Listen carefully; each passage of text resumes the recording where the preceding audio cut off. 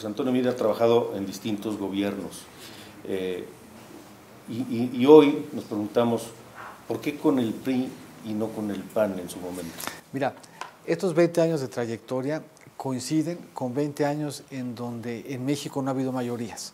A partir de 1997 vivimos en un México plural, en un México en donde no hay una sola voz que domine, en un México en donde el acuerdo es lo que nos ha permitido ir construyendo soluciones institucionales a retos muy complejos.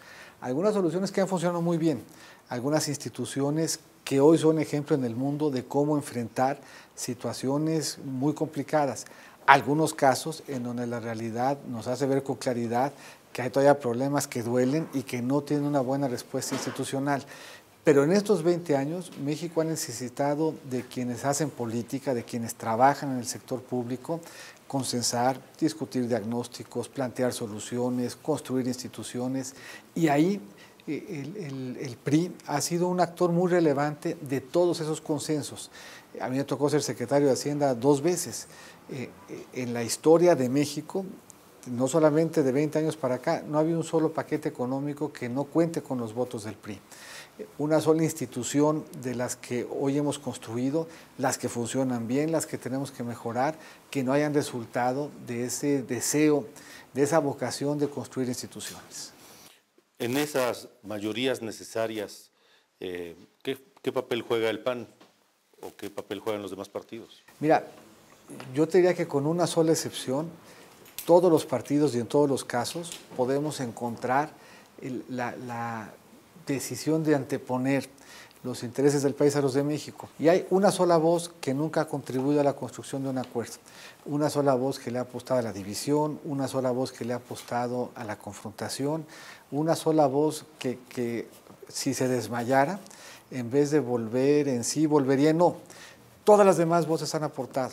En todos los demás casos hay por lo menos una instancia, un reto, un problema, en donde las voluntades se sumaron para darle solución.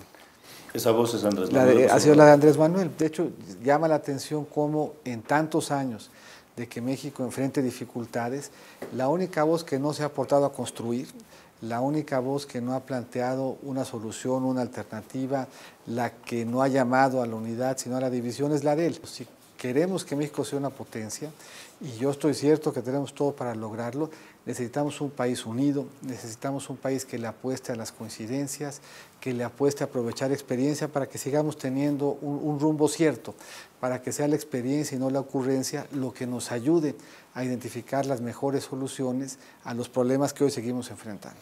¿Qué dice José Antonio Meade a los calificativos de Andrés Manuel, que el señoritingo, que el pelele?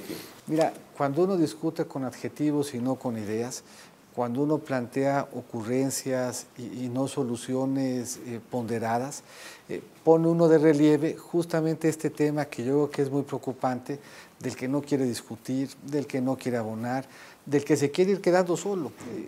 Yo creo que Andrés Manuel se fue moviendo de partidos en donde el contraste, la discusión eran el elemento fundamental para construir, hasta tener hoy un partido en donde solamente una voz resuelve, solo una voz decide, solo una voz pontifica, y ese afán de irse quedando solo sin tener nadie con quien debatir es lo que yo creo que lo va a acabar llevando a hablar solo en su rancho.